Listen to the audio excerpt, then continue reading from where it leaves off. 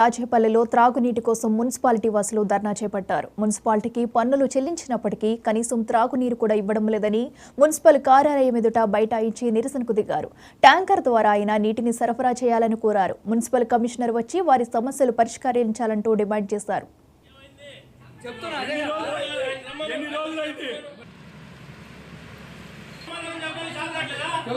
ఒక 8-9 ట్యాంకర్లు వస్తుండ్రు, 2 లక్షలు 3 లక్షలు చెల్లిస్తుండ్రు డైలీ. అలాంటిది ఇంకో 10 ట్యాంకర్లు పెట్టండి, నీళ్ళు ఇబ్బంది అయింది కదా. ఒకళ్ళ వల్ల కావట్లేదు, ఇంకొక ఇద్దరిని పెట్టండి. 2500 వచ్చేవాళ్ళు ఉండరు కదా, ఒక్కళ్ళకే ఇచ్చే సరిపోవట్లేదు.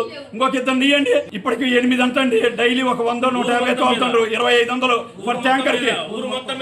ఒక్కొక్క ట్యాంకర్కి ఇచ్చేది గవర్నమెంట్ 2500. ఎవరికి పంపిట్లా. మాది మున్సిపాలిటీ ఆఫీస్ పక్కనే మా సొంత బోరు, మేము అందరం కలిసి వేయించుకున్నాం. కనీసం నీళ్లు పోయి వాటర్ రావట్లేదంటే పట్టించుకునే వాళ్ళు లేరు. బల్బులు కావాలంటే బల్బులు వేసేవాళ్ళు లేరు. ఏం మీ మున్సిపాలిటీలో మేము ట్యాక్సీలు కట్టట్లేదా? మేము మున్సిపాలిటీ ఆఫీస్ పక్కన ఉండి చేసుకున్న దరిద్రం అయితే కమిషనర్కి ఎన్నిసార్లు చెప్పాం. బ్రహ్మాండాన్ని రాత్రి దొంగలు చెప్తున్నారు. ఎన్నాళ్ళైందండి? 2500 రూపాయలు ట్యాంకర్కి ఇచ్చేది.